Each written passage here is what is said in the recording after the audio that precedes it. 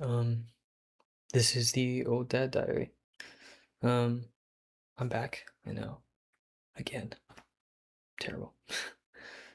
No, truly, I apologize. I know I've been really inconsistent, like months. I first I want to say just kind of was I just felt like there was something more, and I felt like there was something I was limited by, and it just I the next few recordings I had made just felt dishonest, and it just felt like I was just trapped. I wanted to do more, right? Um, there's so many like spiritual words and biblical words I use and I can use, but it felt limited to a certain audience, and I kind of want to reach everyone, whether you're Christian, not Christian, whatever. Um, yeah, that's basically it. Anyway, I kind of want to do something that from all of my years of receiving wisdom and giving wisdom, the thing that seems to pop out the most in bad situations and in good situations. But before I get to that, these next couple of videos, it's going to be like 15 minutes long. I'll try and post like twice a week. And they're going to be about the things that don't matter as much as you think, the things that we stress about, or the things that we think are really important. And the number one subject I want to start with is the what. Now, what is the what? Now, I know we can think of the what as maybe, let's say, the trauma that you've been through, or maybe a bad situation gone wrong, whatever. But I want to talk about the little things that we actually stress over. For example, I do music. With me doing music, there was part of the reason why it was really tough for me to find like that recording that I'm like, oh yeah, this sounds good. Was I was just like, oh, I don't have this equipment, I don't have the audio interface, I don't have the right mic, and that's the what I want to kind of talk about. And I will still be talking about situations. However, I do want to talk about the little things that we stress over. Now, so for some of you, let's say you're like, should I go to college? Should I not? And you feel like you have this tug in your body and your soul. It's like, I should. You're like, but I don't have enough money. Don't think about the what too much. Just apply, see what happens. Just do it. Don't think about the what. Now, we can go biblical here for a sec. With Jesus, if you know Jesus' teachings, Christian or not Christian, he talks about not caring about your possessions, not caring about your body, not caring about what you wear, and that's in the sense of don't idolize it, don't care about what you wear, don't care about what you eat so much, don't worry about those things. The lilies, who are more beautiful than Solomon in all of their splendor, they're they don't worry about those things, and they're thrown into the fire the next day. They're easily thrown away, right? They're picked and then they die. So be like lilies, right?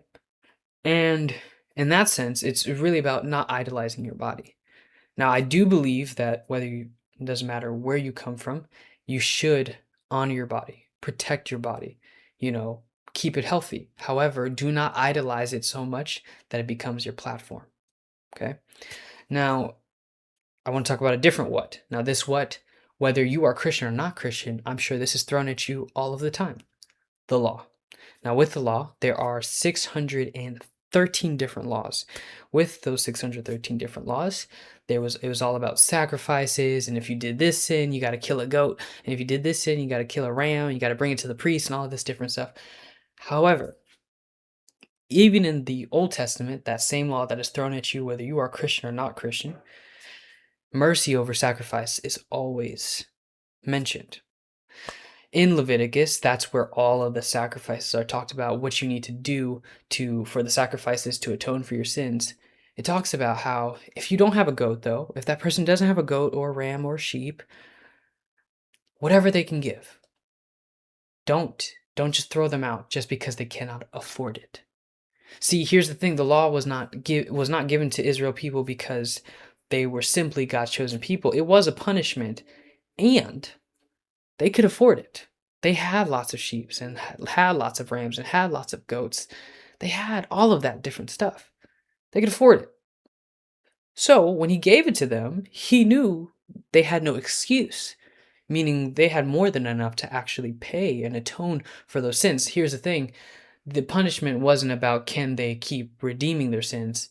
It was really to show them that they can't stop sinning. So even if their sins are forgiven, they hate themselves for the fact that they keep just doing the wrong thing. Now, this is the thing. This is the what. Don't worry so much about the what. This is kind of the point. It was there as a form of punishment, but also a reflection for you to look and go, I can't do this by myself. That was the point of it. I can't do this by myself. I can't do life by myself. I can't do any of this by myself. That was the point of the law. And so, this is what I'm trying to tell you. Don't worry so much about the what. Now, in the Old Testament, David was counted as righteous because of his faith. And that was because of what we'll talk about at the end, what is the thing that I have realized is the most important. But the what.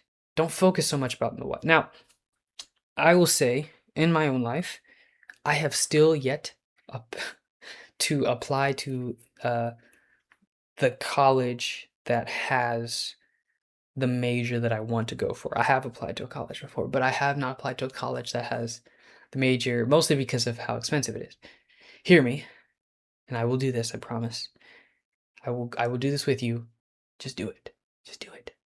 The what doesn't matter as much as you think. If you're supposed to be there, everything will be provided for. Now, I also want to say this, don't worry so much about the what, simply because life, no matter how bad your situation is, whether you are dealing with stuff at home, whether you are, maybe life is really good, but maybe you're still feeling unfulfilled. Maybe you have all the right things, and so you maybe the what doesn't matter as much as you think. But I want to say this, whether you're working at a bad job, all of this different stuff, one of the things that I will share with you now is that life is unpredictable. And you can always trust that life will be unpredictable. And because life will always be unpredictable, that means it can't stay the same. That is the one thing it is consistent in, is being unpredictable. Trust that your situation can never stay the same. Now, this is whether it is for you're dealing with a lot of good things, helping you manage your expectations. Enjoy while you have it. Enjoy the good while it's there. But this is also for a hope when you're dealing with bad stuff. Trust that it can't last forever because life chooses to stay inconsistent and unpredictable. So your situation has to change. It can't be bad forever. It won't be bad forever. Before I end this, see, it was really, really quickly, really, really quick. I want to talk about one last person. This is about the what in the Bible. The young rich ruler. Now, the young rich ruler, this guy that boy had money, right? Not just wealthy, but he also had a lot of status. Now, he asked Jesus, I've done all the laws. I did all the good things, right? And Jesus says, okay, you've done everything that everyone else can see, right? So you've done everything that, okay, I honor my father and mother. I do everything that everyone around me can see. But I want you to give away all your money and give it to the poor and then come follow me. Now, here's the thing. Most people, when they talk about this, they think about, okay, he's worked really hard for his money and all of that different stuff. That's why it's so important. He doesn't want to let go of what he's worked so hard for. Yes, and there's one more thing. Jesus adds in the instruction, give away all your money and give it to the poor. Now, the poor in those times weren't just considered people that didn't have much money or, didn't have much status, but people that actually could not manage it well. So he wasn't actually just saying, give away all the things you worked hard for, but give it to people that probably won't know what to do with it. See, that's why it really hurt him. To just give it to someone that's like, I don't even know what to do with all of this. Maybe I'll do something stupid. Maybe that guy might buy drugs, right? Maybe he'll use it to control someone, hurt someone, all that different stuff. Or maybe he just will spend it all in one day, and that is even more aggravating. So I would ask you, this is the what. What is the what that you're holding on to so much that you're going like, I feel like it's the best in my hands. And if it's not in my hands, I don't think anyone else could do what I can do with it. So that's it. That is the what. That is what we're starting with. It's the what. So all I'm asking is for you to think about all the what's in your life. It's like this little detail, that little detail. Trust me, that doesn't matter as much as you think. Anyway, this was the Old Dad Diary. See you soon, really, really soon. Yeah.